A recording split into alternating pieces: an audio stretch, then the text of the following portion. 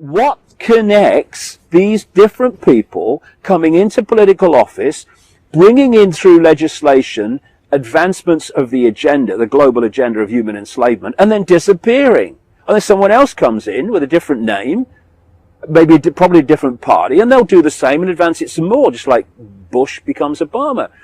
What is the cement? Ask yourself, activists of the left who dismiss this stuff, what is the cement? And it's the force that dictates through these gophers. And that's the force we need to expose and we need to highlight.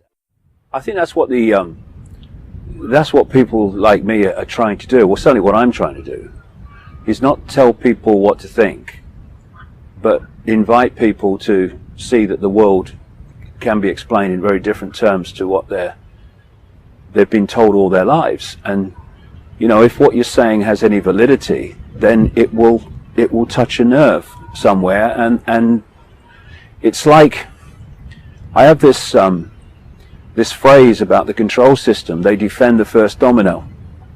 Because when they have all these dominoes lined up and they push the first one, it pushes all the others down. So what they do is they defend the first domino. So, for instance, they have to suppress and ridicule alternative healing, because if it's shown to work and is accepted to work, then the next question is, why does it work? And suddenly you've got a whole new explanation for the human body and life, and the whole foundation of pharmaceutical medicine starts to collapse. So they have to defend the first domino. And in so many ways, it's a similar process with this information. Once the first domino falls in people's belief system, then others start to fall. In this way, if you can produce information, for instance, that shows people that even one major thing in their life, say 9/11 or climate change that isn't by human cause, is simply not true, and the evidence is convincing enough for them to say, I can see it, it's a lie. That's the first domino gone, because the next one is, well, what the heck else have I been thinking that isn't true? And so we go. And this is the power of the information in starting that process, because the last thing I'm trying to do in any area that I'm writing or talking about is to say, that belief system of yours, right, give it me here, okay, we'll put it there, here's another one for you. Yeah. It's not about that, it's about just starting that process of people saying, actually, the world's not like I thought it was. Now, how much unlike I thought it was is it really? And away they go, and people then find their own truth. Because, what is truth? For me, the only certainty is eternity. Everything within that is up for grabs in terms of the way we manifest reality. And so what is truth? It's your truth. It's a truth. The truth, I think, is very simple, that we're all one infinite consciousness, and we're different points of attention within that infinite consciousness. So these people walking past me now have a certain point of attention. I have a certain point of attention. And the way we perceive reality as a result of that point of attention is different. But we're still the same one infinite consciousness, awareness. And for me, what the control system is at its foundation seeking to do, and has done brilliantly, is to focus, limit, and glue in place humanity's point of attention. So we're like that. And this is what the media is doing all the time without knowing it, because their point of attention is being, is your point of attention being glued into place? Yes. Well, you'd make a very good journalist. You'd make a very good banker. You'd make a very good scientist. You make a brilliant politician. And the whole point of what I do is, the reason for it, I guess, is to unglue the point of attention so people can see that there are other alternative ways of viewing themselves in reality. And the control system will not be able to survive if enough people unglue themselves, because the glue is what holds the whole house of cards together, and we're the glue. That's the great news, because we can therefore remove it, and down it comes. But only if we take our awareness back and stop having it externally programmed, so that we see self and the world in the way that suits mass human control. The idea of the matrix is a real contemporary, very powerful metaphor, right? And I know you've alluded to it many times, but in what way people kind of construct their own matrix, don't they? We live in a holographic reality, and one of the great characteristics of holograms is that every part of the hologram is a smaller version of the whole. This, for instance, is where alternative healing methods come from and what they're based on. When you see that the body is a hologram, every part of the body must be a smaller version of the whole. Thus, when reflexology and acupuncture says they can find points on the ear or the foot or wherever that correspond to different parts of the body, that sounds crazy to mainstream concrete science, but because they don't understand what the body is. But when you realize it's a hologram, those things must manifest. That must be so. You must find the whole body in different parts of the body. And in the same way, because it's holographic, if we have a matrix, there will be multiple levels of the matrix. As it actually said in the Matrix movie, the Morpheus character, when he said that the matrix was a technologically, in effect, generated dream world. So I think that that is based on fact. But in the same way, people live in their own matrix state, which is connected and driven, I think, by the matrix as a whole. The matrix itself is like an information prison, feeding us a sense of perception that puts us in this tunnel vision of limitation. But in the same way, people live in their own individual prisons, which they create by taking on that belief system of limitation. And it's my view that we live in a infinite reality, which is all possibility. And so when you're in a situation of all possibility, then paradox just has to be set aside, because people talk about something, they talk about something that is the all that is, has been, and ever can be. And when you say that, people say, what do you mean? That nothing can be all that is and ever can be. What it can, all possibility. Because all possibility has to be all that is and ever can be, because it's all possibility. And in the same way, everything and nothing must exist in all possibility. All possibility must be an is and an isn't. It must be an everywhere and a nowhere.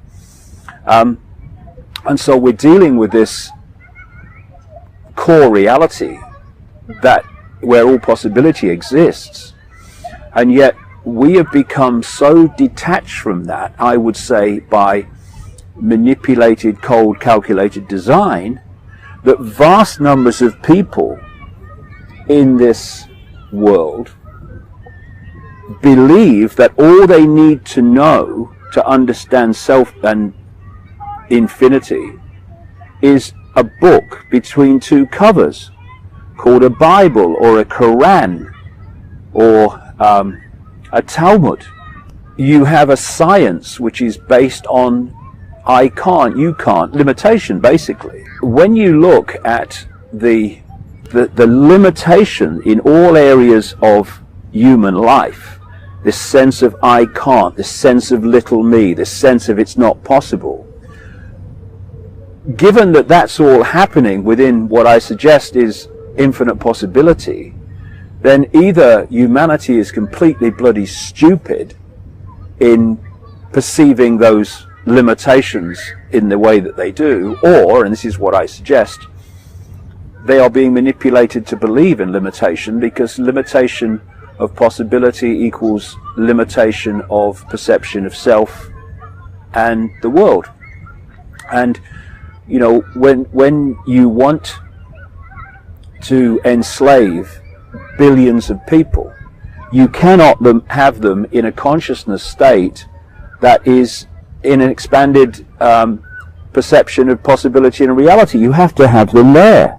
Lower their expectations. Yes, and feed them a belief system, which is what? It's a self-censorship system. Self-policing. Yeah, self-policing, self-censorship, self-perpetuating prophecies, and we call these things religion. We call them mainstream science, which is itself a religion.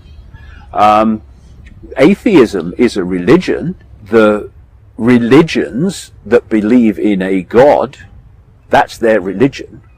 And then you've got the scientific atheists whose God is there is no God. I mean, it's the same basic blueprint, just with a different name on the door. The new one's consensus reality. That's the new kind of modern religion. Consensus reality. Pop religion, really. Yeah. If everyone believes it, and then it must be true, and you must be wrong because no one else says this, or, it's not on the news. You're right, and you can manipulate that simply by fake opinion polls. You can put out a fake opinion poll that says 80% of people believe this, and a lot of people will believe that because the 80% can't be wrong.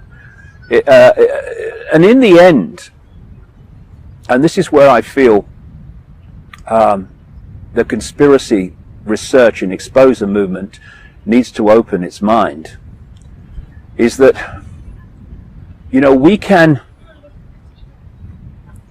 talk, and we should, about manipulated terrorist events like 9/11 and manipulated wars and manipulated economic crashes, all these things, and we need to know about them. But they are not in and of themselves the origin. They are an expression of the origin of all this. And the origin is the external manipulation of human perception. And you can see it at multiple levels. You can see it in the manipulation of belief in the fact that who we are is our name, our job, our family history, our life story, our income bracket, our color, our religion, and all this stuff, our politics. When we are infinite awareness, having an experience. But then you take it in multiple other areas, like if you can persuade people that 19 hijackers that couldn't fly Cessnas somehow manifested the ability to fly wide-body jets on 9/11, then you can justify invading countries based on a war on terror that actually doesn't exist. So it's a mind game. It's a mind game. Everything is a mind game. We see 9/11 and we see people believing in the official story of 9/11. That's the external expression. But take it back to its core. It is the manipulation of vast numbers of people to believe total crap about 9/11, which as a result gives you the justification of further action which you want, what I call problem, reaction, solution. So what I'm saying, Patrick, is wherever you see the manifestations of this conspiracy in its multiple faceted, interconnected tapestry, when you pull all of them back to their core, they are expressions of manipulation of human perception. It's my view that we have confused what I call body-mind with consciousness, which is simply awareness. It's simply a point of attention. Opening your eyes, yeah, rather than closing them. It's a point of attention. And your point of attention can be so narrow that it basically only it covers the realm of the five senses. In which case, if you're in that state, then because that you've got no other level that you are connected to in terms of hearing it, being influenced by it, of higher levels of awareness that can see a much bigger picture than this can. Are you talking about intuition? Yeah, intuition. Things like this? Yeah, intuition, knowing. All those things are expressions of connection to another level of awareness. all of which can be explained, quote, scientifically. But when you're only basically perceiving everything through the five senses, then you only have the realm of the five senses in terms of information to give you a fix on what's happening in the world, who you are, and all the rest of it. And that five sense information is basically controlled in terms of education, the media, all of it, by these family network controlled corporations that are essentially working to the same agenda of human enslavement. And therefore what's fed to the five sense level is information to program your sense of self and the world so that you will perceive, therefore believe, therefore behave in ways that suit the agenda for human control. It's interesting to me, as I've traveled around the world to, so many 50 odd countries, and I see, not least in America and countries like that, this absolute explosion of television channels, right? I mean, you could flick them forever and never come back to the start, it seems, sometimes. And there's a program on this, and there's a channel for this, and there's a fishing channel, and there's a golf channel, how rarely, if ever, do I see a channel or program, even, that is asking the question, what is reality? Where are we? Who are we? Where do we come from? Where do we go? What is this reality? Why are we here? Why are we here? And because they are massive first dominoes. Because once you start asking them, big questions get big answers eventually. So the idea is to suppress that. So you've got science, it's all a cosmic accident, and you're just an accident, and that's what you are, and you've come from oblivion and you go into oblivion. And I'm not a religious person, I just dogmatically believe in that. And then you've got the religions. I said before that I feel that there was genetic manipulation that went on at some point with humanity, and what they did is they took one of the vertebrae out of the neck, so humanity's always looking up. Look, heaven's up there, God's up there, I'm down here, I'm just little me, I have no power. So what do you do? You're a Christian, what do you do? Well, I've got this man in a frock, and he tells me what I have to believe to please God and all that stuff, and I just do that, and I go to church, and then you say to an Islamic guy, so what are you? I'm a Muslim. Okay, so what does that mean? Well, I go to the mosque, and this man in a frock tells me what to think, so I please God, and everything's the afterlife, isn't it? It's like get them sitting on a carousel horse, and get them to believe that somehow they'll be able to catch the one in front, right? It's called hope. Keep them in hope, but hope never becomes manifest. So it projects even beyond this life. You do what you're told in this life, and then you'll have a good afterlife, and all this stuff. It's always tomorrow. Oh yeah, austerity now, and then we'll have economic prosperity tomorrow. It's always tomorrow. And then you say to a Jewish guy, so what does that mean? Well, I go to the synagogue, and this man in the frock tells me what to think, to please God, and it seems to me with the Jewish religion that, God wants you to do something in fine detail about every flipping 5.5 minutes. And the extreme of it is unbelievable. And what's the time? What does God want me to do at this time now? And what you're looking at is the same blueprint called different names. And it's to hold people in a sense of limitation, I can't, little me, so it will give our power away to that which we think knows more than we do. I mean, on one level it's God, but on another level it's the bloody president, the prime minister, or or whatever. And so that's what happens when you get caught only in the five senses, and your point of observation is basically the size of a pea. But and of course all the pressure is to stay there, because if you start to say things that say you're in a Christian situation, or it could be any of them, and then you start to say, well, I'm having these thoughts, I think there might be more to know, I think that so and so. You can't say that. You can't say you're a Christian, and you can't say you're a Muslim, you can't say you're a Jew and believe that, or this is all that stuff. And it's interesting that people describe humanity as sheep, but actually we've out-sheep the sheep. because at least sheep need a sheepdog to keep them in line.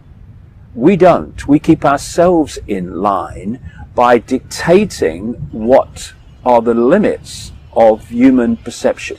This reminds me of the lion. You have the image of the lion on your book. Right. It reminds me of a story. There was a lion who was raised by sheep, and he thought he was a sheep his whole life until he saw his reflection in the pool and realized at that point he wasn't a sheep, he was a lion. And, society really wants to create sheep, in a way, doesn't it? When, in fact, the lion inside of everybody is there latent. You're absolutely right. And why do they want sheep? Because sheep follow the one in front. I watched it. You can have one shepherd and a sheepdog controlling vast numbers of sheep, because they just follow the one in front, and if they don't, then they succumb to the fear of the sheepdog. But the sheepdog has become a sheep-sheepdog hybrid, which we call humans, because although people are sheep and follow the one in front, I mean, it is changing. More and more people are awakening to a much greater sense of self. Hallelujah, brother and sister. But what tends to happen in vast numbers is the sheep are following the one in front, following the shepherd. Well, the Prime Minister said, and the bank said, and all that stuff. And then a sheep in the herd wants to break out. Now the sheep become frickin' sheepdogs. You can't do that, you're mad, condemn him, and all this crap. And thus, when there is compared with the global population of 7 billion, when there is a absolute literal, compared with that, handful at the core who are orchestrating this global control system, then you cannot control a population of that size physically. You can do it in small areas with these people in uniform that come from where? Recruited from the target population, police and military, and serving their own slave owners, thinking they're free, or thinking they're fighting for freedom. That's even more kind of hilarious. But you can do it in a small area, but you can't control 7 billion people with tanks in the streets and soldiers at the door. You have to do it two ways. Well, it's a kind of basically two expressions of the same way. You have to so program the population that they keep each other in line. And so what you do is you create a religion. You watch the blueprint here. You create a religion, and then you break the religion up. First of all, you play the religion off against other religions, but then what you do is you break the original religion up into warring factions. So the religion is now warring with itself and with other religions, which you have with the Shiites and the Sunni and with the Catholics and the Protestants and all the different subdivisions of that. Quite right. And then you create political parties and you play them off against each other. So, you've got groups of people fighting over which mask on the same face should have power this time, and it's all ludicrous. But and then you have racial conflict and these fault lines of various and many kinds, income bracket conflict, the class struggle, which is just another way of saying divide and rule.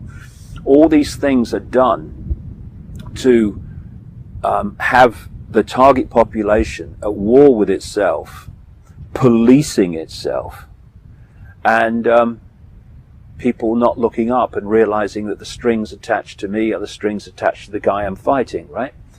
And that's what happens.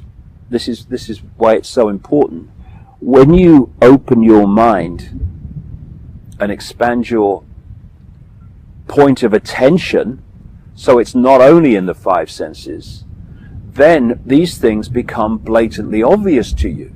You can see the connecting dots. You can see how that connects to that, to that collective end. It's so blatant. I mean, you'll know this too. And yet people like that go, it's like my mother used to say, she had this phrase, she looked at me, gone out, which is a great phrase. She looked at me, gone out. It's like, what are you talking about? Conspiracy? There's no conspiracy. No, they wouldn't do that. No, you wouldn't do that. They are doing it all the time. And what I was saying earlier, I'll put this in some kind of context. We have been manipulated to believe, if you like, that we are our spacesuit. We are awareness, infinite awareness, points of attention within infinite awareness. And that is operating in a different frequency band to this world that we think we're living in, but actually aren't. You ask anyone walking down this path now, almost anyone, and say, can you see everything there is to see? And they'll go, in this space. Yeah, I think so, yeah. They can't. You can see a tiny, tiny frequency range called visible light, which is so tiny, humans are almost blind compared with what there is to see. According to mainstream science, and they're understating the case, I would suggest, of all the mass matter that exists in this universe, most of which cannot be seen by human sight, or even technology. If you take all the mass matter in this universe, the electromagnetic spectrum is 0.005% of what exists, they say. Some people say, some scientists say it's a bit more, but not much. Visible light, which is the only frequency range that we can turn into a conscious visual reality, is a fraction of the 0.005%. And so all we're seeing is frequency range. And for our point of attention, which is not in this frequency range, it's like having two radio stations. You know, radio 1 and 2 will never meet because they're on different frequencies. But what do you do to get one of the other? You get a radio and you tune it to this frequency. Now you're getting this frequency, radio 1. You're not getting radio 2. You move the frequency dial to radio 2. Now you're getting radio 2, not radio 1. But radio 1 hasn't stopped broadcasting just because you've moved your dial off it. It still exists, just that you're not aware of it because you're now on a different frequency. So the human body, what I call the human body-mind computer, biological computer, is the vehicle which our point of attention employs to interact with this frequency range we call visible light. If I've got something in my pocket here, I don't know. Yeah, I've got my keys. My point of awareness, my point of attention, my infinite self could not hold those keys because it's so different in frequency terms to those keys that they just go like that. In fact, they wouldn't even pick them up. So we take on this outer shell we call a body. I say body, mind, biological computer, so, which is resonating within the frequency range we want to interact with. Therefore, I can hold the keys. What the control system's done, which understands this, is got us to self-identify with the vehicle. So one of the chapters in one of my books is headed, I'm not David Icke. I'm not. That's the name for my experience. I am infinite awareness, having that experience.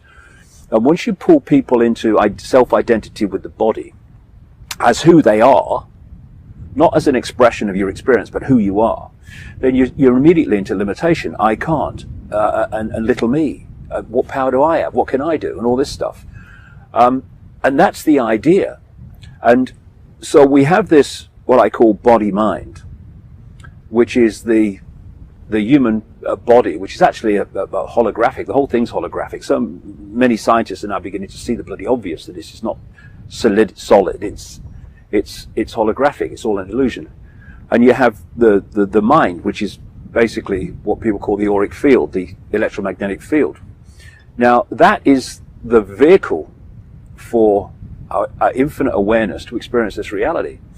And if you are aware of your true self while having this experience, you're in this world physically, illusory physically, through the vehicle, and you're interacting with it. But you've also got this intuitive insight, knowing, all the things that you mentioned earlier, which is feeding you a bigger picture. So you're in the world, but you're not of it in terms of your point of ultimate observation.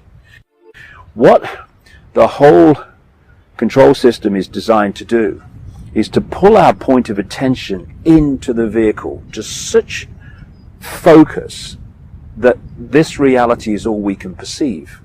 And when we do that, it's like this, I would suggest. If you, and I think in theme accurately, symbolize the body-mind, as I'm talking about, with the desktop computer, and consciousness with the guy at the keyboard and the mouse. That's the kind of dynamic I'm talking about. Now, people say, I'm going on the internet. Well, we don't go on the internet, the computer does. We interact with the internet through the computer. This is what this is. Now, imagine you're in a situation, you're at the keyboard and the mouse, and you're telling the computer where you want to go, and you, consciousness, are making a decision on what you make of where you go with the computer. Then suddenly, Houston, we have a problem. You bang in the keyboard, computer's not reacting. You bang in the mouse, computer's not reacting. Now you're standing there, or sitting there, and the computer's now going on the internet, and at the level of the computer mind, it is deciding what it makes of it, and where it's going to go, and how it perceives reality on the internet. And what has it got only to give it a fix on what it's experiencing and what it's making of it? The bloody internet. So the internet, reality, is telling it what the internet is and what to make of it. And in the same way, we live in this control matrix, which pulls the point of attention, if we submit to it, most people do, though it's changing, into the five senses, into the biological computer, basically only. And the control system, what I call this matrix internet, is telling you what to make of it, because that's the only source of information you've got, because you've switched off from that. And this is what's happening.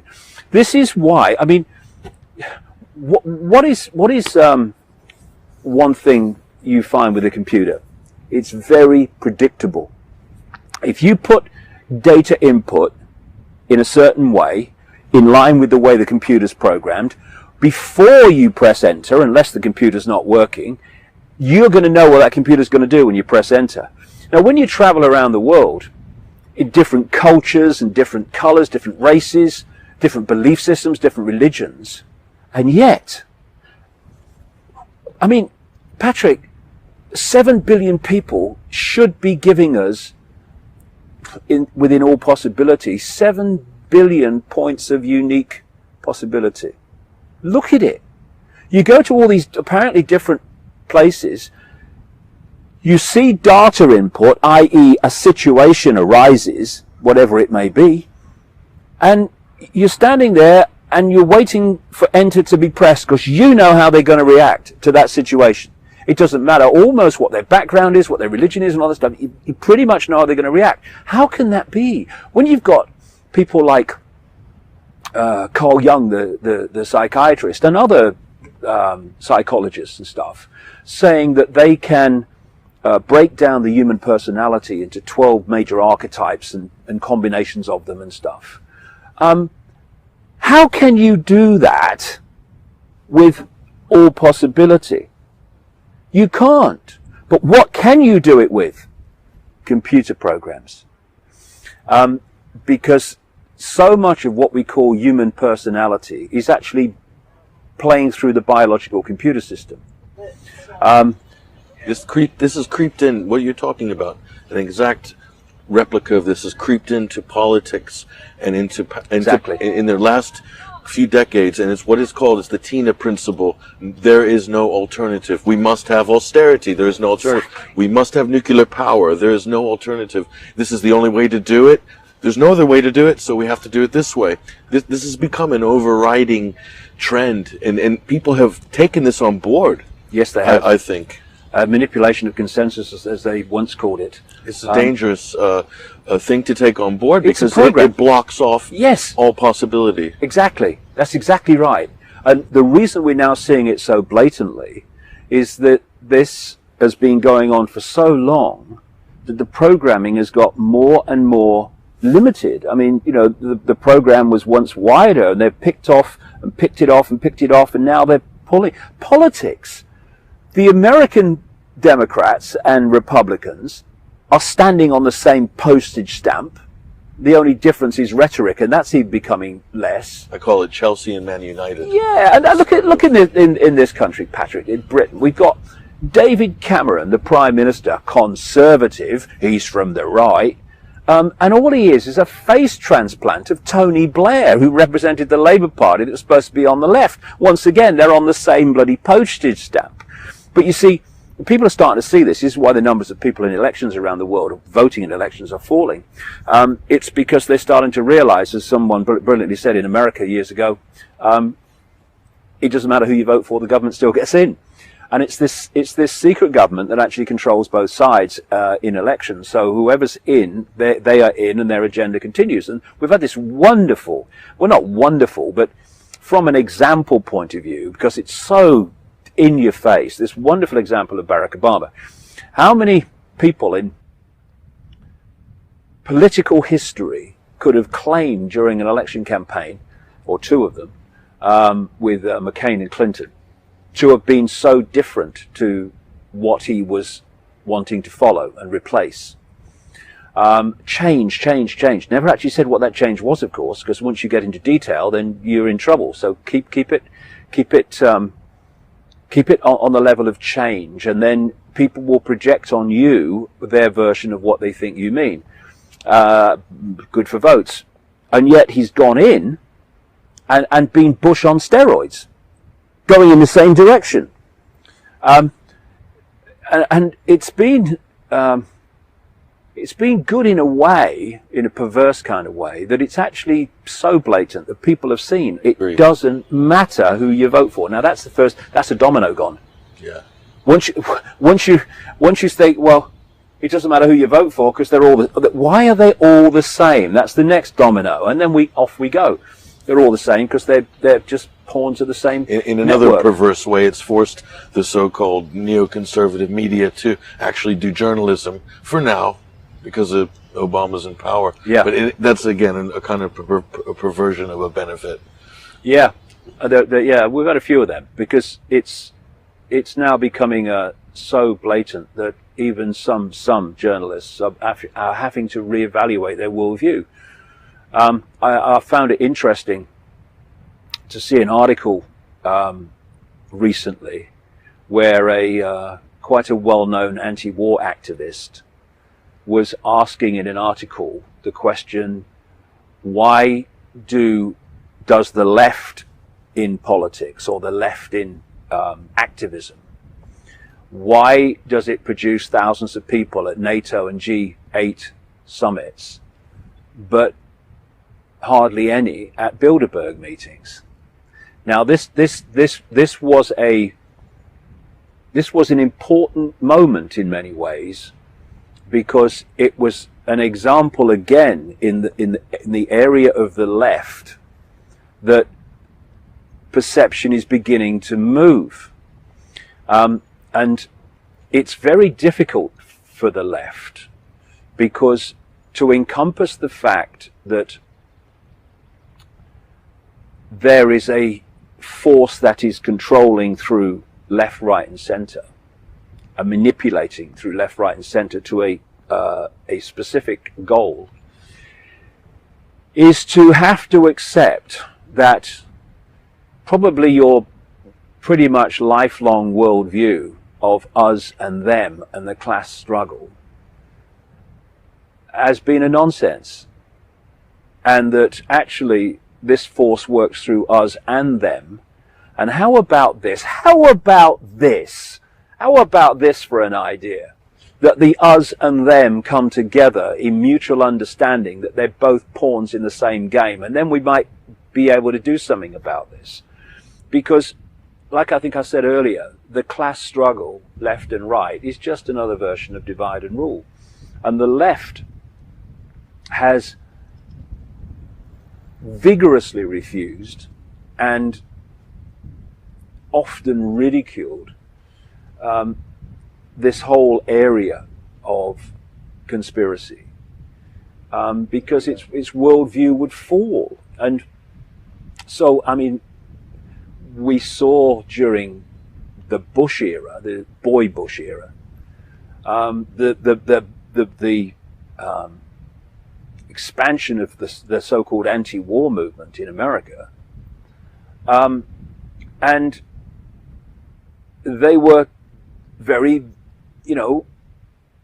getting louder and more vigorous in their opposition, but they had their testicles removed the moment President Obama became president. And yet he's Bush on steroids, and where's the anti-war movement? And they had their brain removed at 9/11 because they still believed the official explanation of 9/11, so therefore they support the invasion of Afghanistan, and there's the dominoes. When you do any level of research, ridiculous worldview of the left is different to the right. Not when you get to the point of control, it isn't. And so, so I was in New York late in 2011 speaking, and I spent 3 days at the Occupy protest, Wall Street Occupy protest in the park.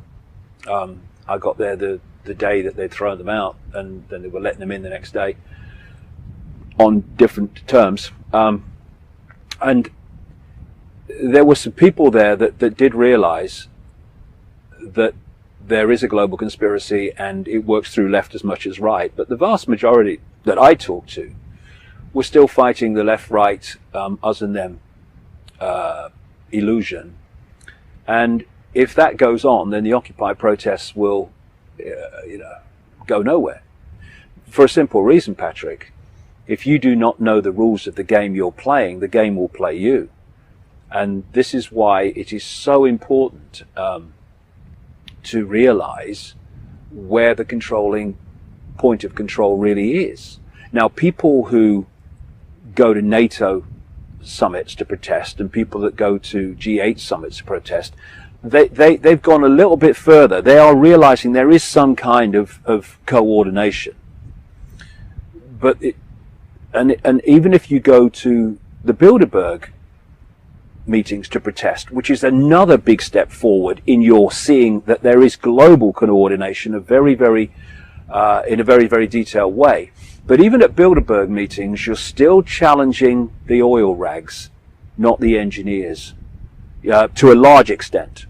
The politicians turn up, the prime minister, the ministers turn up, the head of NATO turns up, and the bankers turn up, and all the rest of it.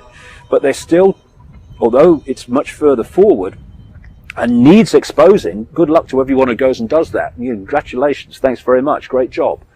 What I think we when we get really streetwise to what's going on, what we need to do in terms of protests, we need to start focusing on the architects. See, if the left knew where the real power center is and the architects around it, then they would be protesting in vast numbers wherever the Queen goes and wherever the royal family goes. Because they are, well, they're much more than this, but even at this level, they are massive symbols of the global control system and the families behind it. So that's where they would be. They wouldn't be protesting at Parliament against the bloody oil rags, for whom the families, they're just vehicles for the families to get what they want through into legislation and change in society. They're just the middlemen and women, just the gophers. Management class. Yeah, and we really should be focusing on the architects' families that orchestrate through these gophers. Here today, gone tomorrow gophers. I mean, we had a Home Secretary here called Jackie Smith. She was in the Labour Party. And she was a minister, Home Office, Home Secretary, and she brought in these changes, which were very much part of the agenda. Then she disappeared. And now we have this other woman in as Home Secretary from the Conservative Party, and she's taken it on. And then she'll go, and someone else will come in. Now, can we have a look at this? Luke Rudkowski in New York, who I like very much what he does in doorstepping not just the politicians, but doorstepping people like Jacob Rothschild and Henry Kissinger and people like that, and put with a camera and putting questions to them that the mainstream media wouldn't think of asking, never mind ask. And therefore starting to focus on the architects rather than the oil rigs. And that is what we need to do more of. We need to hassle these people because they're cowards. They're bloody cowards. That's why they get everyone else to do their dirty work for them. This is where we need to go, I would suggest, because not only does it directly challenge them and hassle them, because they need to be hassled. They're trying to bloody enslave the world, our grandchildren, our children, all of it. I think they need some hassle. But at the same time, every time it's done, it exposes them and their part in it. And it's the shadow people we have to put the spotlight on. Shadow government, as it's called by some people. Yes, and that doesn't mean we don't challenge the politicians as well, but it's the families, the bloodline families behind it that we need to hassle. See, you've got now in Israel, and it's such a relief. I think around the fall, autumn of 2011, about 400,000 Israelis were on the streets of Israeli cities campaigning against their economic plight brought in by the Netanyahu government. And you see these extraordinary amounts of money, increasing all the time, both officially and under the table, that is transferred from the taxpayers of America via the government to Israel. Unbelievable amounts of money, which is why they've got one of the best militaries in the world, and there are less than 8 million people in this sliver of land that you could basically drive around for in much more than a day. But clearly that money's not going to the people of Israel, because they're on the streets saying, are we working harder and getting less? And what they need to focus on, again using the same points that we're talking about. Yes, Netanyahu needs focusing on to an extent, but he's just the David Cameron, Barack Obama, George Bush of Israel, who is dictated through, in his case, because I think he's a contemptible man, very willingly. He is worked through by the same network that's working through Obama and Bush before him and Cameron and Blair before him. And what we need to do as a human race is heal by awareness of the situation. These fault lines of division and divide and rule by the Israeli population outside of the conspiracy, victims of the conspiracy, having common cause with the Palestinians who are victims of the conspiracy, and Americans and Canadians and British having common cause with the Palestinians and the Israelis and what have you, in the realization that we are all, no matter what the little area we live in is called, Israel, United States, whatever, that we're all being herded into Hunger Games-like servitude by the same force. In Israel it's called Netanyahu. America currently it's called Obama. In Britain currently it's called Cameron. But a few years it will be called something else. A few years ago it was called something else. The common factor is the network, the families. And if you're going to bring something down, then you must bring down the common factor that holds it together. On one level, it's the families.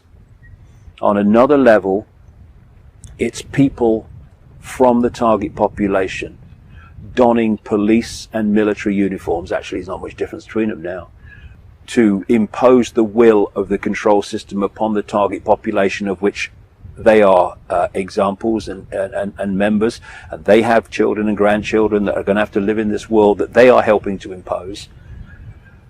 But the greatest thing of all, coming back, Patrick, to what we were talking about a little while ago, is the greatest way that we are enslaved is by giving our power and our sense of perception of self and the world away to these families who impose it upon us by controlling, indeed from the start creating the concept of education as we know it, of politics as we know it, of media as we know it, and religion as we know it, as science as we know it. All these roads eventually lead to these families, and the common theme of all of them is keep people in ignorance of who they are, the nature of reality, and once you've disconnected them from their true self, then program that fragment of self with the sense of self and the world that will suit your control system. So the power's with us. We are holding the house of cards together, and we're doing it with our minds, with our perception of self and the world. And if we change that, the house of cards must come down. Yeah, it's like, when people ask me, what do you do? And I say, I'm a writer. And they say, well, what do you write? And I start naming off, the sort of subject matters I cover. And they say, wow, that's so depressing. How can you do that? How can you look at a global conspiracy and still wake up in the morning with a smile on your face and be a happy person? And I don't know how to explain it to them. So I'd rather be doing nothing else, to be quite frank. You must get that point of view a lot, especially with the material that you're handling and dealing with. I used to, but if people come to one of my events or read one of my books, it always ends on a very positive thing. Because, I guess if you get to the real bottom line of it all, we are infinite awareness, and we are a point of attention with infinite awareness, which we have control over that point of attention. Now that is as bad as it gets. Yeah. And we have this awareness for eternity, because eternity is all that exists. And but there's a stumbling block for a lot of people. It's a hurdle. Yeah, it is. But when you get it down to that point, whatever's happening is something else is going to happen eventually. We're just dealing with something that we're experiencing now. But the bottom line is we are eternal consciousness. That's not bad, is it? I'll settle for that. But you're right, in the sense, and you see it across the spectrum. You see it in people who have religious views and non-religious views and all the rest of it, different political views, and they say, oh, it's all negative. And then you go into the New Age arena, where people are, saying, oh, you must let go of fear, and it's fear, that's the problem. And then because over the years, it's kind of starting to change now. But over the years, one of the greatest resistors of this information has been what people call the New Age movement. Because, oh no, it's negative, we must be positive, and all the rest of it. Now, first of all, I thought you'd let go of fear, so I don't see what the problem is. But can someone explain to me how knowledge can ever be negative?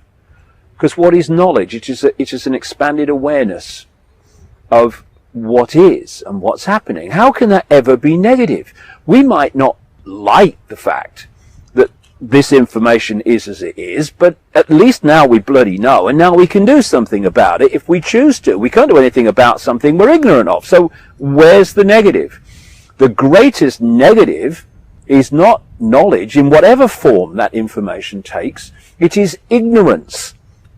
It is ignorance of knowledge, lack of awareness of the situation we find ourselves in, that has got us in deeper and deeper into this situation.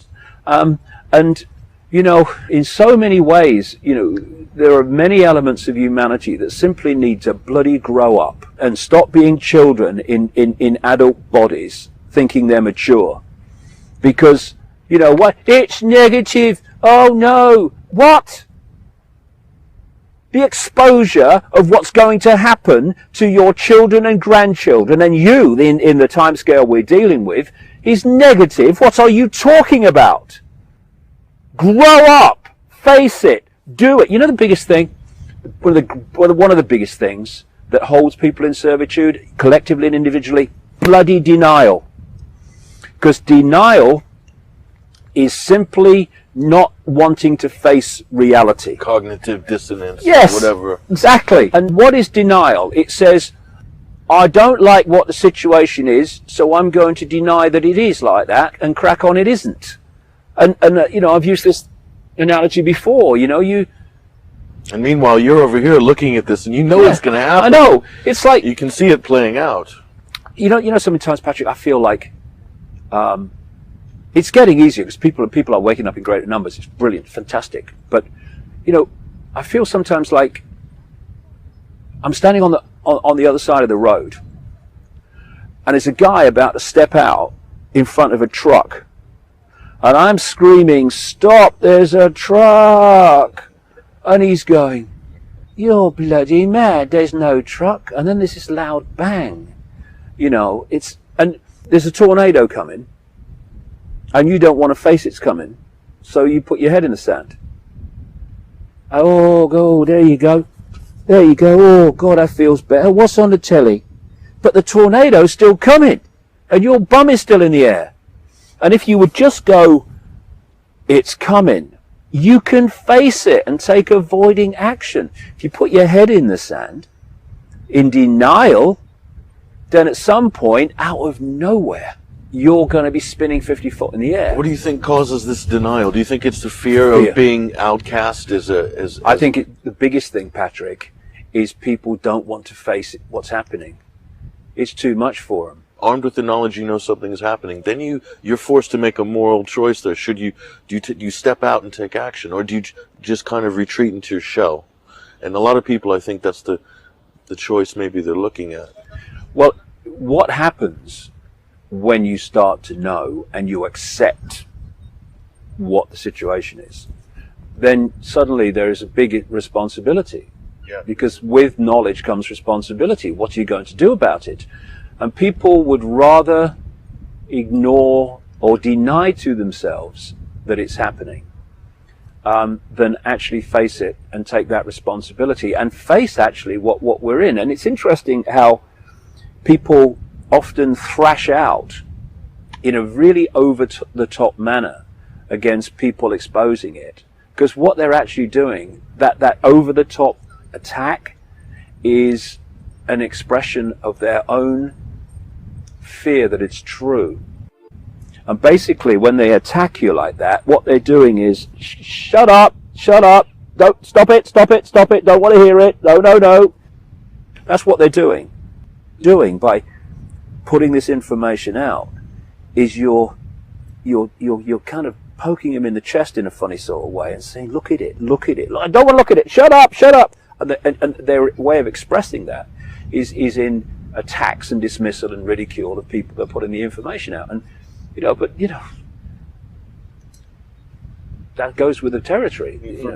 From your personal experience, this how do you view the whole thing of public ridicule? Because that's the experience you've gone through and come out the other end, like the tortoise and the hare. You're the tortoise who's gotten massive strides and filling up Wembley Arena. You're selling out tours all over the world. People want to hear what you have to say. Where at the beginning, anyone watching this could put themselves in your shoes 20, 30 years ago. Yeah, 22 years ago I started. And how did you it made you kind of what you are today? Yeah, well, first of all, life can seem like a series of random events, but if you look at it, especially those that go with their intuition, because when you go with your intuition, you are connecting into an energetic flow, an information flow, which is taking you in the directions you need to go. This gets in the way because when mind, which is not only in the brain, is multiple the levels mind body you said before. But so this is coming from, and when I say this, I mean the heart vortex that they call in the East chakras, wheels of light. They connect us out into, or have the potential to connect us out into, a much greater point of awareness. And this speaks to us in intuition, in knowing. I just know. What do we do when we say? We don't go, I'm thinking about it, I'm trying to work it out. No, we go, I know. And when you follow that, because it's all I've done in the last 22 years. That's all I've done in 22 years. Just followed your intuition, your feeling from. And whenever this got in the way, sorry, step aside, I'm going with this. And it's worked out magnificently. And in the end, this sees that and comes into connection and harmony with the intuition, with the heart, if you like. And what you think and what you intuitively know become the same thing. And the war stops. There's a war going on in most people. This is the conflict. Yeah. That's constantly going on in between the mind and what you feel. What are we talking about, Patrick? The conflict between consciousness and the body-mind. And this is what's going on. And what the control system wants to do is to so program the perception of body-mind that it suppresses this. And it does in most people. But by when you go with your intuition, your life suddenly becomes this synchronistic bloody flow of coincidences, which everything dovetails. It's wonderful. It's an adventure. Not an ordeal, an adventure. But because this is coming from a completely different point of observation of this reality and perception of this reality, this is going to lead you to do things and say things that people in this mode are going to go, hey, he's potty, he's mad, because they can't see. It's like, I think the writer John Milton said this, words to the effect of you can't understand the dancer if you can't hear the music. And here's the music, and if you can't hear the music, then that which is dancing to the music by following intuition is perceived as crazy, because why are you dancing? There's no music. Anyway, especially when you follow your intuition, when you look back on your life, you see that there are no random events, only different steps in the same journey. And when I went on the Wogan show in 1991, and in a state where I didn't know what my bloody name was, my mind had just exploded open. I didn't know where I was. It took about 3 months for everything to morph back, and suddenly I saw the world differently, but I was me again. And that ridicule, that mass ridicule, where I couldn't walk down any street in Britain without being laughed at, and I couldn't going into a pub for years, waste of time, it was uproar. Just, a comedian would just say my name, and there was a laugh. What that did was clean me out of one of the greatest of all human prisons, the fear of what other people think. And you see, if you're the control system and you set the norms in society, nonsense as they are, norms, brackets, programs, then the population will police the norms, and anyone who steps out of the norms gets jumped on, as I did. But it cleaned me out of the fear or concern with what other people think of me. Because frankly, they've got a right to think what they like. It's called freedom. Now, I've got a right to think what I like, funnily enough. That's the bit that they seem to not understand, or used to. Anyway, but I didn't know when that was happening, and it was a nightmare and all the rest of it, that further down my life river, around the corner, which I couldn't see, I was going to be dealing and communicating information about shape-shifting people and reptilian entities and moons that are constructs. If that freaking fear or concern with what people think of me and what I say had not been cleared out at that point in the journey, shape-shifting people, you're freaking joking. I ain't talking about that, right? But and 100 other things. But I have no problem with it, because I have this simple philosophy, here's some information, make of it what you will, see ya. I'm not trying to persuade anybody. I just believe in it's a simple thing that I think more than anything, it's persuading people, instead of looking through the pinhole, yes, to open the door and see what's going on in the room. All I'm saying to people is, hey, if you dismiss something, this is what happens all the time. You will well know from your work. If people, I say this to anyone, if you are dismissing the possibility of something by reflex action, when you have not done 30 seconds of research into the subject, that is not saying something about me. It is a confirmation of the scale of your program perception, of the P-like reality that you live in. It's saying something about you. This is another thing I think people need to, all of us, when I say people, need to understand. When we open our mouth and say something about someone or whatever, we think we're making a statement about them, but every time we open our mouth or write something, we are making a statement about us. And I remember once, it was really at the height of it, and I was at this university, one of the universities, I think it's two, in Nottingham, and I was in the Students' Union. It's a Friday night, I think. And they had me as the turn because they knew they were going to sell a lot of tickets. Not that I got any money from it, but they were going to sell a lot of tickets so people could come and ridicule us. So I remember walking out, and it's about 800,000 people there, and there was uproar. And it was like 10, 15 minutes, I don't know, before it all kind of really settled down. There were plastic glasses being thrown, beer glasses being thrown at the stage.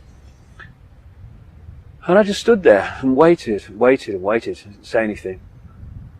And then it died down to silence because they just, worked it through. And I said, you think I'm mad, don't you? You think I'm mentally ill? Yeah. Oh! And I said, well, so what does that say about you? You've paid money to come here tonight to ridicule someone you believe to be mentally ill. What does that say about you? Silence. Silence. The realization that in our actions and in our words, we are making statements about us. And the rest of the night, respectfully listen to me. And interestingly, once they started to get out and around that actually I wasn't talking crazy things, the audiences absolutely disappeared. Yeah. And for years, I was paying to speak most of the time. I'd turn up, put the chairs out, no one would sit on them virtually, and then I'd put the chairs back and go home, and that's what it was for ages. But it's a simple, truth that if what you say has validity and you refuse to be battered into submission and silence, then eventually, if what you say has validity, it will be shown to be so. But you see, a lot of people came to my stuff and are coming to my stuff because of what I previously wrote in relation to what is now happening. Now, if I hadn't wrote that and got all the ridicule for it, this would not be happening. Because I'd say, yeah, I knew this was going to happen. No, you're just saying that. No, 1995, and the truth shall set you free. As you will well know, once the penny drops of what's going on in the world, there's no walking away if you really care. You might want to sometimes for a bit of a rest, but you never do because you know that something has to be done and you have to keep going. And but when you believe in something, then you need to go for it and not run away or walk away, because you can have an effect by communicating information that has an effect, and we need to not just keep going, we need to up it and up it and up it and up it. And when I look back at what it was like when I started, I mean, it was a very lonely bloody road. There weren't many people there. There's long gaps between people. But it ain't like that now. Oh yeah. It's such the playing field is much more dynamic. It's such a joy to me, Patrick. Makes me quite emotional, really, when I see all these young people and new people setting up websites and what have you and radio stations and programs to communicate this stuff. And like you said, Luke Rudowski, you see the We Are Change kids sprouting up in different cities. It's unbelievable. Just taking it on their own fantastic. back. It's fantastic. This is a good point you make here in relation to people like Luke. You don't have to wait for someone to explain what you do. You don't. You just do it. You get on with it, and you learn on the hoof, and you learn from trial and error, which is what? It's experience. It's not really an error. It's an experience that teaches you something. And you become better and better at it. Anybody who's any good at anything learned on the hoof. Yes. From my experience. Oh, yes. Not at school. No. Oh, well, I left school at 15 to play soccer. It was one of the best things that ever happened in my life, you know. But it's fantastic what's happening, and I just say to people, don't think about it, just do it. Don't think that only other people can do it. Oh, that David Icke can do it, but I can. Why?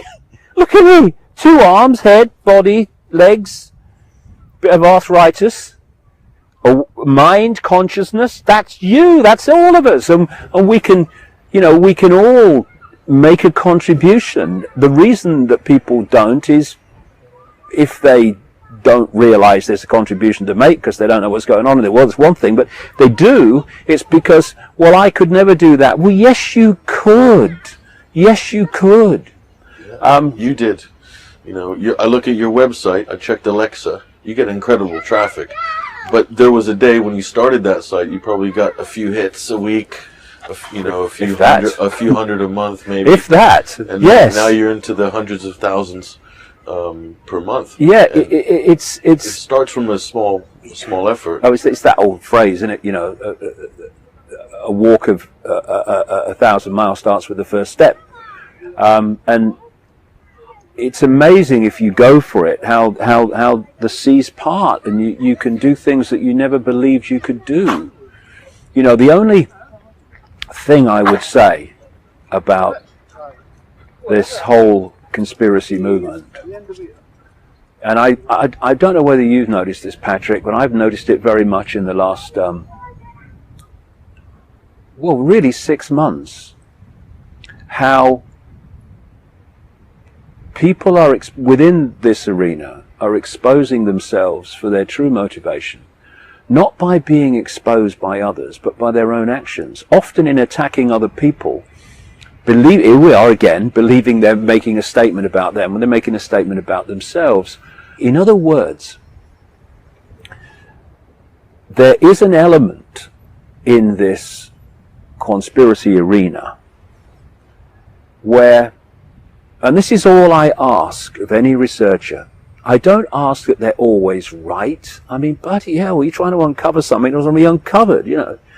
I don't ask any of that. I just ask that the cause is first, second, and last in importance, and their personal situation does not impinge upon it. And in other words, when someone does something they don't like within this arena, they say, well, I don't like it, but this guy's putting so much great information out, then I'm just going to walk away. Instead, it's, I must destroy this person because they've upset me. And if I destroy the ability of that person to put out all this great information, it doesn't matter because mine's more important than the information. And I see this. There is a strata. Seeds of self-destruction. Yeah, there's a strata within the conspiracy movement where this kind of mentality exists, and in the New Age and all that bloody stuff. If you're genuine, then what's best for the cause will always be first, and what's best for you will always be subordinate to that. Best for you individually, or expressing your resentment and bile on someone else will be secondary to the cause. Within this arena, there is a kind of unspoken, an unspoken kind of genuineness, if there, an unspoken moral code, bit fancy, but you know what I mean. This is what these researchers who, see you mate, all the best. This is what these researchers that do this don't bargain for. They think they're going to damage the target, and this kind of there's a lot of people within this movement. The peanut gallery is very intelligent. Yeah, they have this this code, and they go, you don't shite on fellow researchers like that. Exactly. You don't do it because you're saying that you're more important than the great work this guy's doing. Don't forget why you're doing it. Don't forget why you're doing it. You've done a lot in your books, in the touring, the live events. Is there anything that you're looking at in the future that there's still a nut that you haven't cracked? One of the things that's exciting about my life is I don't know what's coming next. Because I don't know what's coming through here next, intuitively. I mean, we have been putting on events at the Brixton Academy in London every 2 years, because I don't like to go back to a place until I've got a lot more to say. Every 2 years, for quite a time now. But the last time I spoke there in 2010, the tickets went 6 months in advance, and we had to put another one on the same year. And so when it came round to 2012, I thought, well, we must have a bigger venue. We want to go to the Royal Albert Hall, not least because of the, give the energy a kick. But they weren't really interested in having me there. That's 4,000 people. And then you think, well, you go back to Brixton Academy at the time you want to do it, who've been great friends to us and very enthusiastic.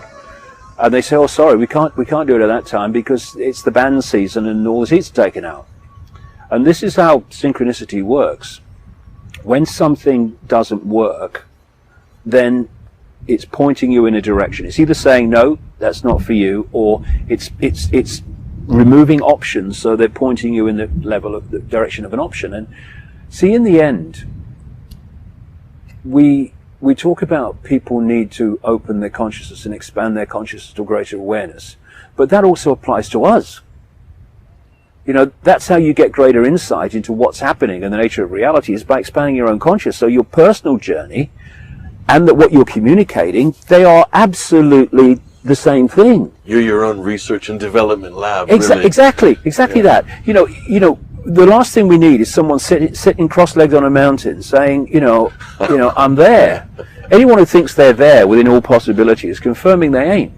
So it's a constant process of expanding your awareness, getting greater insight, and then communicating it. And about 3 weeks ago now, as we speak, I came back from Peru. I've been 2 weeks in Peru. And that, for me, in my experience, is the most powerful, energetically, the most powerful land in the world. You could tune into a frequency there is much stronger than here, for instance? Yes, it expands your consciousness. If you are able to access at that level, when I say access, I mean tune into it at that level. If you tune into Peru at another level, it won't do anything for you. Is that something you feel physically, or is that something you feel mentally, or when you're in Peru? You feel it. You feel it in your awareness, in your insight, in your energetic field, which is where it's all coming from anyway. See, the thing is, when people go to a certain spot, what they see is a piece of land. They might see a standing stone circle, or they might see some ancient Inca site, and they see stones piled on top of each other. But that's only the holographic, decoded, illusory physical level of it. What it is an electromagnetic field, and our auric field is an electromagnetic field, and they can tune into each other and be influenced. It's like you can post on the internet, you can take information from the internet, and thus if you can sync with these electromagnetic fields in these particular places, they can massively expand your awareness, because they can, like everything, they contain information. It's like a massive wireless internet that we're living in this universe. It's like tapping into a new network. Yes, exactly. And all I can say is, in 1991, my mind smashed open so dramatically and so fast in Peru that when I came back to England, I went on the Wogan show, and it's like my mind was so full of information, concepts, insights, and it's like still processing. Still processing it, and thinking, what the heck's happening? What's my name? Where am I? And then after 3 months, when all the ridicule was going, as a result of the Wogan show and stuff, it just went shh. The computer unfroze. And suddenly I'm me again. And people were saying to me, I thought you'd gone mad. You're still the bloke I used to know. Well, I was, but I wasn't, because I was seeing the world in a completely different way. So I went back to Peru, this time with a group, to experience the same places and one or two other places. And I didn't have the one big smash thing like I did in 1991, but I had a series of amazing experiences. And since I've come back, something's happening. People have noticed it in me without me telling them.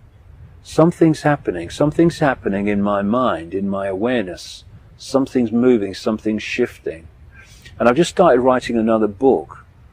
And I'm writing it so fast, and it's coming out of me. And I've quite a bit of experience of sitting at a computer writing. I've never felt anything like this. It's like I am between two worlds. 1 foot in this one, but 1 foot, much bigger stride than before Peru this time, in another world. And where it's heading, I don't know, but it's nice. I think it's heading in the right direction. And I'll be as interested as anyone to find out where it's going, because only this will tell me when I feel it. For instance, if I woke up tomorrow morning and this said, "You need to go to India. You need to go to India," I'll be off to India. I mean, I live in a little 1-bedroom flat because I like to live in a 1-bedroom flat.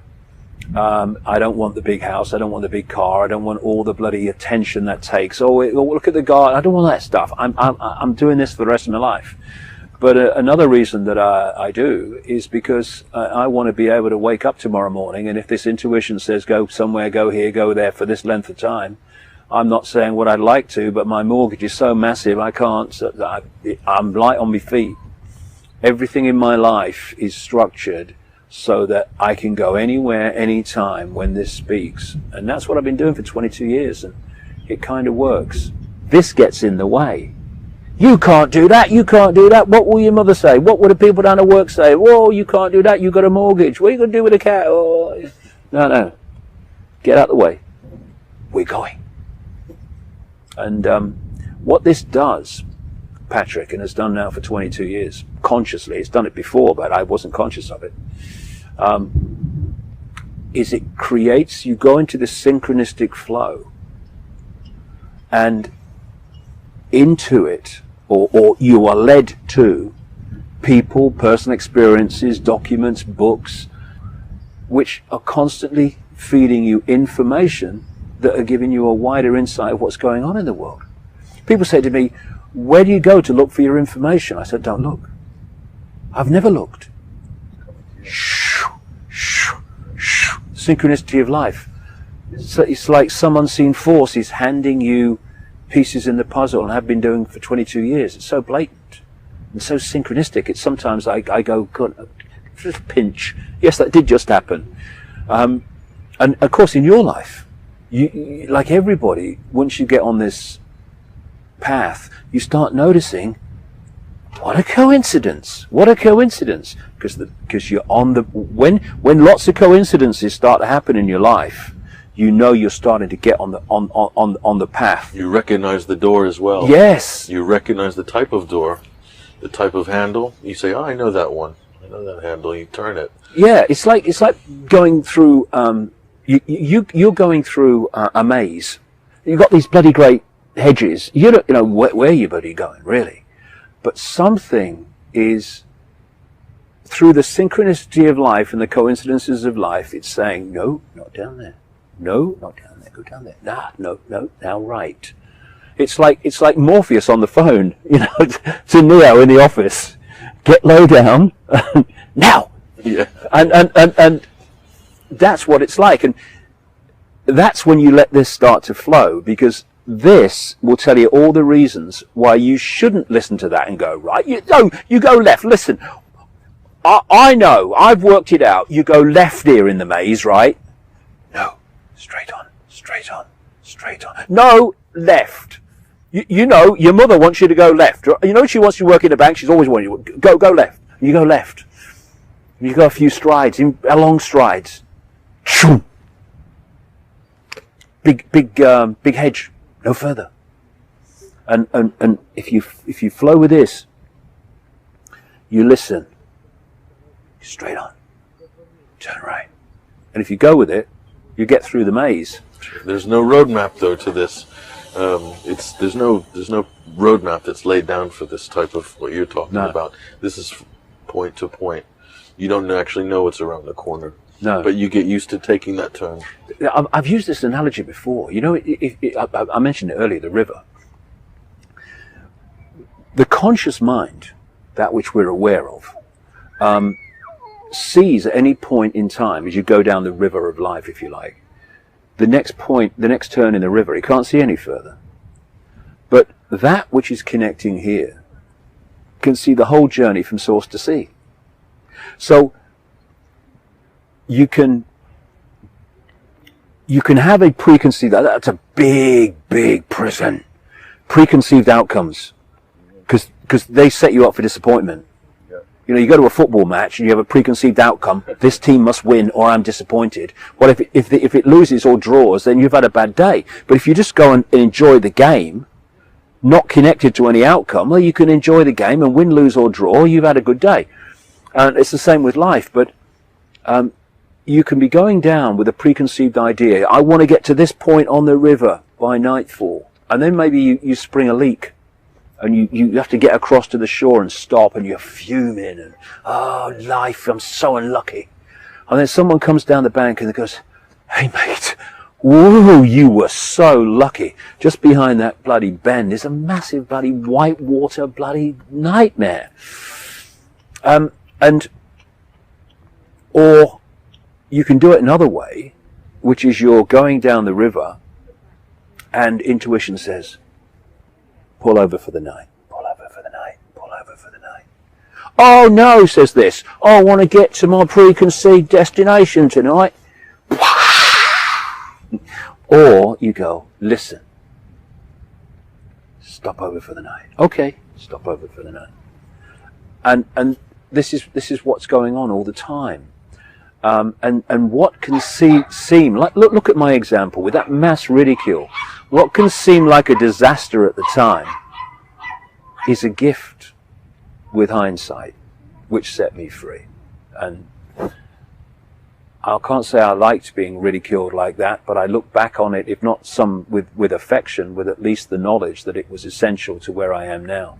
I am what I am, whatever that is, not despite it, but because of it and everything else that's happened in my life. Well, I think there's thousands, possibly millions of people that are grateful for you for going through that journey, because it's helped to enlighten them. And by that, I would like to thank you very much.